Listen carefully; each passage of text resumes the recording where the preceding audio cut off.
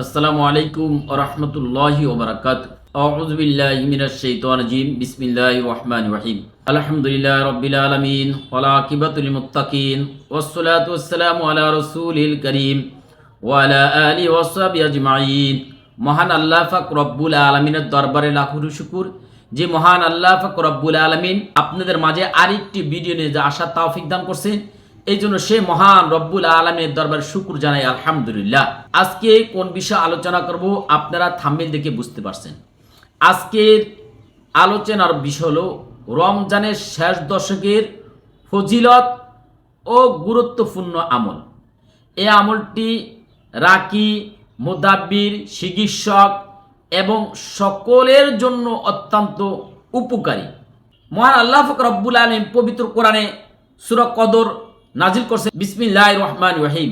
ইন্না আনজালনাহু ফি লাইলাতিল কদর ওয়া মা আদরাকা মা লাইলাতুল কদর লাইলাতুল কদরি খায়রুম মিন আলফি শাহর তানাজ্জালুল মালাইকাতু ওয়ার রূহু ফিহা বিইজনি রাব্বিহিম মিন কুল্লি আমর সালামুন ইয়া হাত্তা মাতুল ফাজর। এই লাইলাতুল কদর কবে, আমরা কি আমল করতে পারি, কি ফায়দা, এই সম্পর্কে আমরা আলোচনা করব।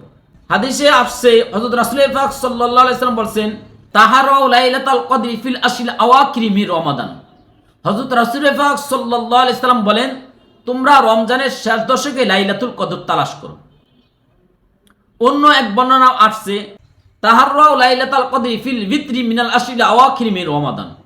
হযরত রাসূল পাক সাল্লাল্লাহু আলাইহি ওয়াসাল্লাম বলেন, তোমরা রমজানের শেষ দশকের বেজর রাত্রিগুলোতে লাইলাতুল কদর তালাশ করো। 21, 23, 25, 27, 29 এই পাঁচটি রাত্রির কথা আসছে। সহিহ মুসলিমে আসছে, ইন্নী লিআলামা হিয়া লাইলাতুস সাবঈ ওয়া ইশরিনা। হযরত উবাই ইবনে সামিদ রাদিয়াল্লাহু তাআলা আনহু বলেন, আল্লাহ তাআলার কসম, লাইলাতুল কদর কবে তা আমি অবশ্যই জানি, সেটি হইছে 27 রাত্রি। আত-তামাসসুহা ফিল আশরিল আওয়াখিরি ফাইন্না দাআফা আহাদুকুম আও আজিজা ফালা ইয়াগলিবান্না আলা সাবঈল বাওয়াকি। তোমরা রমজানের শেষ দশকে লাইলাতুল কদর তালাশ করো। তোমাদের কেউ দুর্বল কিংবা পূর্ণ 10 দিন রাত্রে জাগরণ অক্ষম হলে অবশিষ্ট 7 রাতের বিশেষ কোনোভাবে যেন পরাস্ত না হয়। লাইলাতুল কদর যদি আমরা ইবাদত না করি তাহলে কি হবে, এই সম্পর্কে ইন্না হাযাস শাহরা ক্বাদ হাদারাকুম ওয়া ফি লাইলাতুল কদরি খায়রুম মিন আলফি শাহর মান হুরিমা ফাকাদ হুরিমাল খায়রা কুল্লাহু ওয়া লা ইয়াহরুমু খায়রুহা ইল্লা মাহরুম। তোমাদের মাঝে এই মাস সমাগত, এতে এমন একটি রাত আছে যা 1000 মাস অপেক্ষা শ্রেষ্ঠ। যে ব্যক্তি এই রাত থেকে বঞ্চিত হবে সে সর্বপ্রকার খায়ের ও বরকত থেকে বঞ্চিত হবে। বস্তুত হতভাগ্য ও বঞ্চিত ব্যক্তি এই রাতের মঙ্গল থেকে বঞ্চিত হয়ে থাকে। মানে এই রাতে যদি সে ইবাদত না করে কোনো কিছু আল্লাহ থেকে হাসিল করতে না পারে তাহলে সে সর্বকিছু থেকে, সর্ব খায়ের থেকে, বরকত থেকে, কল্যাণ থেকে সে কি হবে, বঞ্চিত হয়ে যাবে। হযরত রাসূল পাক সাল্লাল্লাহু আলাইহি সাল্লাম বলেন, মান কামা লাইলাতুল কদরি ঈমানাহু ওয়া ইহতিসাবান গুফিরা লাহু মা তাকদ্দামা মিন যামবি। যে ব্যক্তি কদর রাতে ঈমানের সাথে সওয়াবের আশায় ইবাদত বন্দেগীর মাধ্যমে রাত্র অতিবাহিত করবে, আল্লাহ পাক রব্বুল আলামিন তার পূর্বের কৃতকর্মসমূহ মাফ করে দিবেন। এখন ইবাদতটা কিভাবে করতে হবে, সহিহ বুখারীতে এসেছে, আন আয়েশা রাদিয়াল্লাহু তাআলা আনহা ক্বালাত কানা রাসূলুল্লাহ সাল্লাল্লাহু আলাইহি ওয়াসাল্লাম ইযা দাখাল আশরু আহইয়াল লাইলা ওয়া আইকাযা আহলাহু ওয়া জাদ্দা ওয়া শাদ্দাল মিজার। হযরত আয়েশা রাদিয়াল্লাহু তাআলা আনহা বলেন, রমজানের শেষ দশক আসার সাথে সাথে হযরত রাসূল পাক সাল্লাল্লাহু আলাইহি ওয়াসাল্লাম নিজে জাগতেন এবং পরিবার পরিজনকে জাগিয়ে দিতেন। কোমরে মজবুত করে লঙ্গি বেঁধে ইবাদতে আত্মনিয়োগ করতেন। রাসূল পাক সাল্লাল্লাহু আলাইহি ওয়াসাল্লাম নামাজের অবস্থা কেমন ছিল এই ব্যাপারে হাদিস শরীফে এসেছে, কানান নবী সাল্লাল্লাহু আলাইহি ওয়াসাল্লাম লিয়াকুম হিত্তা তারমা কদমা। হযরত আয়েশা রাদিয়াল্লাহু তাআলা বলেন, হযরত রাসূল পাক সাল্লাল্লাহু আলাইহি ওয়াসাল্লাম এত অধিক পরিমাণ নামাজে দাঁড়িয়ে থাকতেন যে তার পা মুবারক ফুলে যেত। কেন হাদিস শরীফে এসেছে, মান সাল্লাল ইশা ফি জামাতি ফাকান্নামা কামা নিসফুল লাইল ওয়া মান সাল্লাস সুবহ ফি জামাতি ফাকান্নামা সাল্লাল লাইলা কুল্লাহ।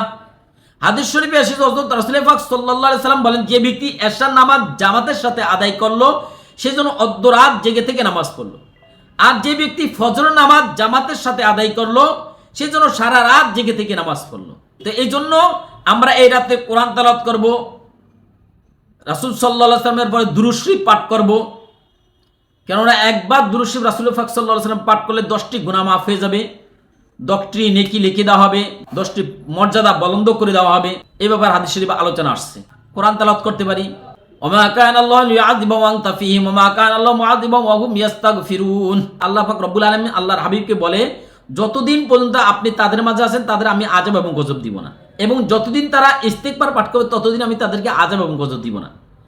এই আয়াত পাঠ করে হযরত রাসূল পাক সাল্লাল্লাহু আলাইহি ওয়াসাল্লাম বলছেন, আমার উম্মতের জন্য আল্লাহ পাক দুইটি নিরাপত্তা রাখছেন, একটা স্বয়ং আমি আর একটা ইস্তিগফার। তা আমি যখন চলে যাব তখন আমার উম্মতদের জন্য আমি কিয়ামত পর্যন্ত ইস্তিগফার রেখে যাব। তাহলে ইস্তিগফার কত ফজিলত, এজন্য ইস্তিগফারে আমল করবে। হযরত আয়েশা রাদিয়াল্লাহু তাআলা আনহা হযরত রাসূল সাল্লাল্লাহু আলাইহি ওয়াসাল্লামকে প্রশ্ন করেছেন যে আল্লাহ রাসূল, আমি যদি লাইলাতুল কদর পেয়ে যাই তখন আমি কি করব? তখন হযরত রাসূল পাক সাল্লাল্লাহু আলাইহি ওয়াসাল্লাম বলেন, আল্লাহুম্মা ইন্নাকা আফুউন তুহিব্বুল আফা ফাআফু আন্নী। এটা এক বর্ণনা আছে, আল্লাহুম্মা ইন্নাকা আফুউন কারীমুন তুহিব্বুল আফা ফাআফু আন্নী।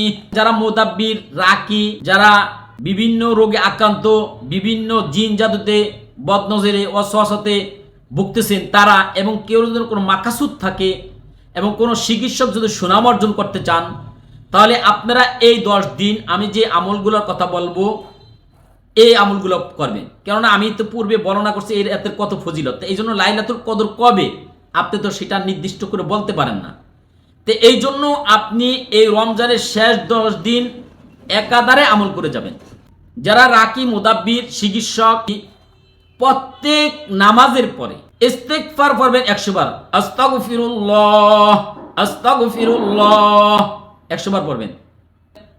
সাল্লাল্লাহু আলাইহি ওয়াসাল্লাম দুরূদ শরীফ 100 বার পড়বেন। তো 360 বার পড়বেন লা হাওলা ওয়ালা কুওয়াতা ইল্লা বিল্লাহ 3 বার পড়বেন। আল্লাহুম্মা ইন্নী আসআলুকাল আফওয়া ওয়াল আফিয়াতা ওয়াল মুআফাতা ফিদ দুনিয়া ওয়াল আখিরাহ।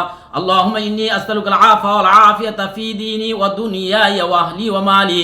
আল্লাহুম্মা আস্তুর আওরাতি ওয়া আমিন রাউতি ওয়াহফাযনি মিন বাইনি ইয়াদাইয়া ওয়া মিন খালফি ওয়া আন ইয়ামিনি ওয়া আন শিমালি ওয়া মিন ফাওকি ওয়া আউযু বিআজমাতিকা আন উগতালা মিন তাহতি। ইউটিউবে তো দেওয়া যায় না, আমি এডিট জানি না। ফেসবুকে এই ভিডিওটা দেখবেন, এই ভিডিওটা ফেসবুকে নিচে আমি সাবো হাদিস সহকারে এই দোয়াটার অর্থ এবং হাদিস সহকারে দিয়ে দেওয়ার চেষ্টা করব। আবার ইস্তিগফার 100 বার, দুরূদ শরীফ 100 বার পড়ে, এটা প্রত্যেক নামাজের পরে আমল করবেন। প্রতিদিন যারা রাকি, মুদাব্বির এবং যে কোনো লোক যদি সফল হতে চান তাহলে প্রতিদিন কমপক্ষে ইস্তিগফার পড়বেন 1000 বার, দুরূদ শরীফ 1000 বার, লা হাওলা ওয়ালা কুওয়াতা ইল্লা বিল্লাহিল আলিয়্যিল আযীম 1000 বার পাঠ করবেন। তারপরে আল্লাহুম্মা ইন্নাকা আফুউন তুহিব্বুল আফা ফাআফু আন্নী 1000 বার পাঠ করবেন। তারপরে আল্লাহুম্মা ইন্নী আসআলুকাল আফওয়া ওয়াল আফিয়াতা ওয়াল মুআফাতা ফিদ দুনিয়া ওয়াল আখিরাহ। আল্লাহুম্মা ইন্নী আসআলুকাল আফওয়া ওয়াল আফিয়াতা ফি দীনি ওয়া দুনিয়ায়া ওয়া আহলি ওয়া মালি। আল্লাহুম্মা আস্তুর আওরাতি ওয়া আমিন রাউতি ওয়াহফাযনি মিন বাইনি ইয়াদাইয়া ওয়া মিন খালফি ওয়া আন ইয়ামিনি ওয়া আন শিমালি ওয়া ফাওকি ওয়া আউযু বিআজমাতিকা আন উগতালা মিন তাহতি। এটা পড়বেন 100 বার। তারপরে হাসবুনাল্লাহু ওয়া নি'মাল ওয়াকিল 1000 বার পাঠ করবেন। এই আমলটি যদি আপনি ধারাবাহিক এই 10 দিন করেন আপনি নিজেই দেখতে পারবেন। এটা রাকিরা করতে পারেন, মুদাব্বিরা করতে পারেন, যে কোনো মানুষই করতে পারেন, যে কোনো মুসিবতের কারণে, তার যে কোনো তামান্নার কারণে। যারা আমার লিখিত আর রুকায়া সারা বই নিতে চান তারা আমার এই নাম্বারে 01725174377 এই হোয়াটসঅ্যাপ নাম্বারে আপনি আপনার নাম, আপনার থানা, আপনার জেলা, আপনার মোবাইল নাম্বার লিখে হোয়াটসঅ্যাপে মেসেজ করবেন। ইনশাল্লাহ আপনার বইটি 4 থেকে 5 দিনের ভিতরে ইনশাল্লাহ পৌঁছে যাবে আপনার হাতে। আমি আগে অগ্রিম টাকা নিয়ে বই দিতাম, কিন্তু আপনাদের অনেকে রিকোয়েস্টের কারণে এই পদ্ধতি শুরু করছি। এই জন্য আল্লাহর বস্তে কেউ আমাকে হয়রানি করবে না। যদি হয়রানি করেন তাহলে কাল কিয়ামতের দিন আপনি আল্লাহর কাছে জবাবদিহি করতে হবে। আপনার মনে চাইলে নিবেন, মনে না চাইলে নিবেন না, কিন্তু হয়রানি করবেন না। আমি চাই না আপনারা কেউ গুনাহগার হন। আমার ব্যাপারে না জেনে এবং কেউর ব্যাপারে না জেনে না শুনে বাজে মন্তব্য করে আপনারা গুনাহগার হন, এটা আমি চাই না।